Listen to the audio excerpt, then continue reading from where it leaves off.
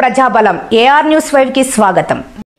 కడప జిల్లా పోరుమామిల పట్టణంలోని vision coaching centre గ్రౌండ్లో బీఎస్పీ రాజ్యాధికార చైతన్య సభ జిల్లా ఇన్ఛార్జ్ సగిలి గురప్ప ఆధ్వర్యం నిర్వహించడం జరిగింది.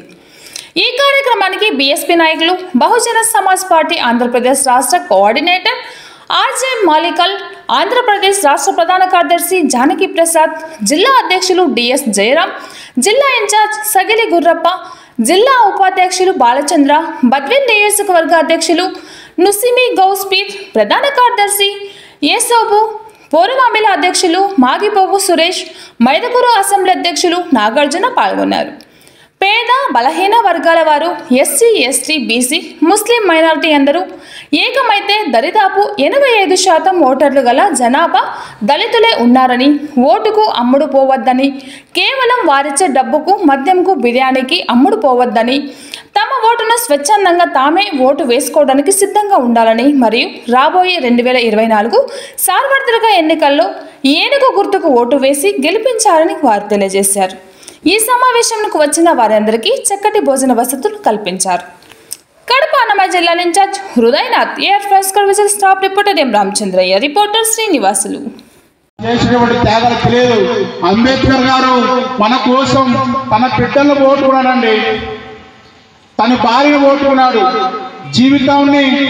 తన జీవితాన్ని త్యాగం చేశాడు. తినడానికి తిండి లేదు, వాళ్ళ బిడ్డలకు చదివించడానికి కూడా వీల్లేదు. చనిపోయినా కూడా విదేశాల్లో మన కోసం చదువుకుంటూ బిడ్డలను కూడా చూసుకునే పరిస్థితి. అలాంటి పరిస్థితుల్లో ఈరోజు మనకు రాజ్యాంగం వస్తే మనం స్వేచ్ఛగా జీవిస్తున్నాం, స్వేచ్ఛగా ఉద్యోగాలు సంపాదించుకున్నాం, అనేక చదువులు చదువుతున్నాం.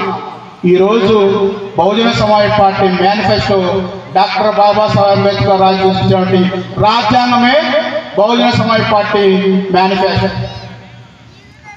అంబేద్కర్ కల్పించినటువంటి హక్కులు భారతదేశంలో ప్రతి ఒక్క పౌరుడికి కలిగించాలని చెప్పి మానసిరి కాంచరం గారు ఈ పార్టీ స్థాపించారు.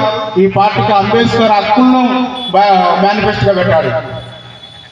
ఈరోజు ఈ 18 తాలూకాలో అయ్యా బహుజన సమాజ్ పార్టీ మీటింగ్ జరుగుతుందంటే ఇక్కడ ఉన్నటువంటి జనం ఈ స్థాయిలో ఉంటారు. అదే అగ్రవర్ణ పార్టీలు టీడీపీ కానీ, వైసీపీ కానీ, బీజేపీ కానీ, రకరకాల పార్టీలు వాళ్ళ కార్యక్రమాలు ఇస్తే వేల మంది జనం వింటున్నాం. ఎందుకంటే వాడు డబ్బిస్తాడు, మందిస్తాడు. మన బానిసల పూర్వీకులు మనందరం కూడా బానిసలుగా ఉన్న వాళ్ళ దగ్గర నిజంగా మన కోసం త్యాగం చేసినటువంటి పార్టీలో మనం పనిచేయాలి. ఈరోజు మనం ఓట్లు అమ్ముకుంటున్నామే, మద్యంకు 500 నోటుకు. ఆ ఓటు మనకు ఎక్కడి నుంచి వచ్చిందండి? అంబేద్కర్ గారు ఎంతో త్యాగం చేస్తే వాళ్ళకి ఓటు వచ్చింది. గతంలో ఓటు ఎవరికైనా తెలుసా? ఈ భారతదేశంలో ఎవరైతే సంపన్నులు ఉన్నారో, ఎవరైతే డబ్బున్న వాళ్ళు ఉన్నారో, ఎవరైతే భూస్వాములు ఉన్నారో వారికి మాత్రం ఓటు హక్కు ఉండేది. గతంలో మనకు ఈ బహుజన కులాలకు డబ్బు ఉందా, చదువులు ఉన్నాయా, ఆస్తులు ఉన్నాయా? ఇవి లేవు కాబట్టి మనకు ఓటు హక్కు లేదని. అంబేద్కర్ గారు ఓటు హక్కు కావాలని చెప్పి గాంధీ, నెహ్రూ లాంటి వాళ్ళతో పోరాటం చేశాడు. భారతదేశంలో నా భోజన కులాలు ఆస్తులు లేవు, డబ్బులు, మాన్యాలు అంటూ వాళ్ళకే ఓటు హక్కు అంటున్నారు. వాళ్ళు నా ప్రజలు అలాంటి సౌకర్యాలు లేవు కాబట్టి భారతదేశంలో 18 సంవత్సరాల ప్రతి పౌరుడు కూడా ఓటు హక్కు కల్పించాలని చెప్పి అంబేద్కర్ ఓటు హక్కు వాళ్ళకి పోరాటం చేసి మనకు ఓటు హక్కు కల్పించారు.